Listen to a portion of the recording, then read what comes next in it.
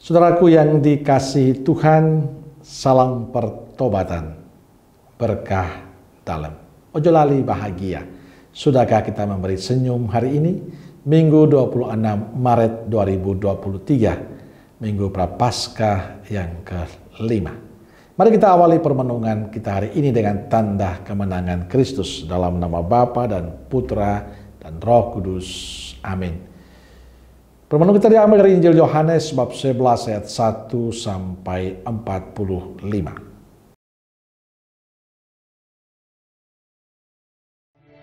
Ada seorang yang sedang sakit, namanya Lazarus.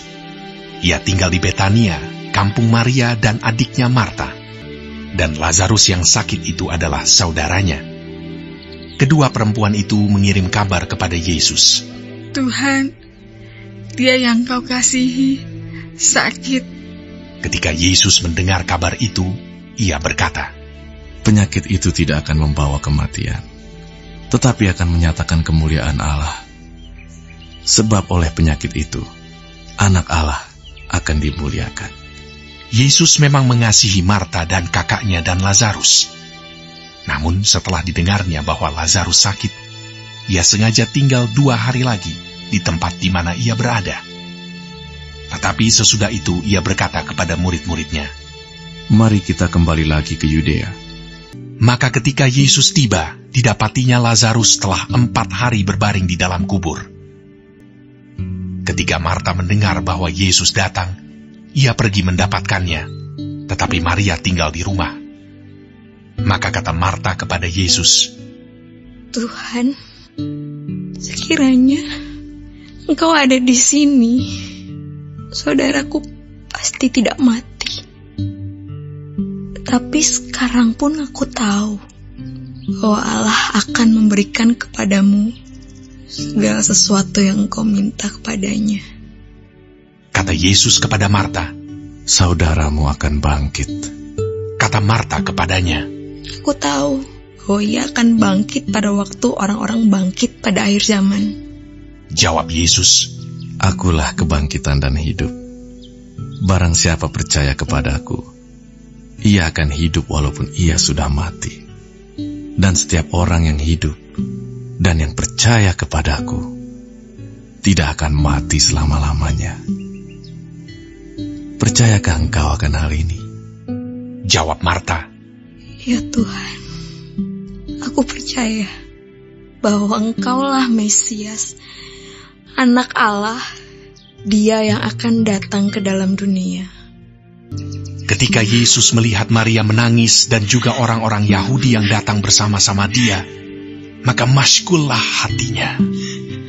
Ia sangat terharu dan berkata, di manakah dia kamu baringkan? Jawab mereka, Tuhan, marilah dan lihatlah. Maka menangislah Yesus. Kata orang-orang Yahudi, lihatlah betapa kasihnya kepadanya.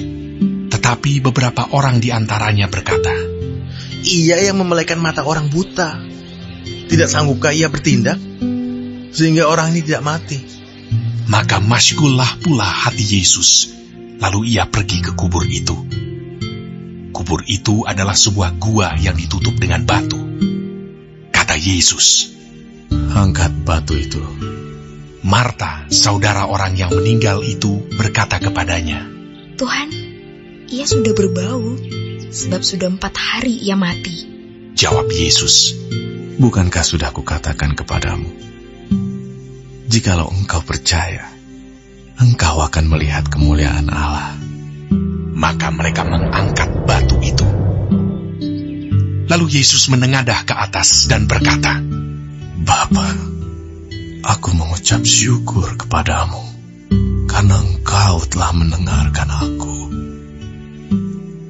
Aku tahu bahwa engkau selalu mendengarkan aku. Tetapi oleh karena orang banyak yang berdiri di sini mengelilingi aku mengatakannya supaya mereka percaya bahwa engkaulah yang telah mengutus aku. Dan sesudah berkata demikian, berserulah ia dengan suara keras, Lazarus, marilah keluar. Orang yang telah mati itu datang keluar. Kaki dan tangannya masih terikat dengan kain kapan, dan mukanya tertutup dengan kain peluh. Kata Yesus kepada mereka, Bukalah kain-kain itu, dan biarkan ia pergi. banyak di antara orang-orang Yahudi yang datang melawat Maria dan yang menyaksikan sendiri apa yang telah dibuat Yesus percaya kepadanya. Saudaraku yang dikasihi Tuhan, ketika keadaan kita baik, penuh sukacita, doa-doa kita didengarkan oleh Tuhan, usaha kita berhasil, apapun yang kita inginkan tercapai, mudah bagi kita untuk bersyukur pada Tuhan. Tapi bila dihadapan pada situasi yang tidak enak, sakit, kegagalan, kekecewaan, masihkah kita bisa bersyukur kepada Tuhan?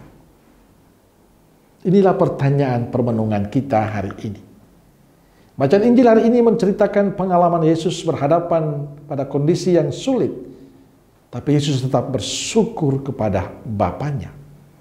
Yang dilakukan Yesus itu diceritakan dalam Injil hari ini, ketika Yesus hendak membangkitkan Lazarus. Keadaan itu memang tidak enak bagi Yesus. Hatinya sedih karena saudaranya Lazarus meninggal. Tapi di saat yang sama banyak orang mulai mempertanyakan kuasanya. Tentu ini situasi yang tidak menguntungkan bagi Yesus. Menariknya di tengah kepahitan dan tekanan itu, Yesus malah mengucap syukur kepada Allah Bapa.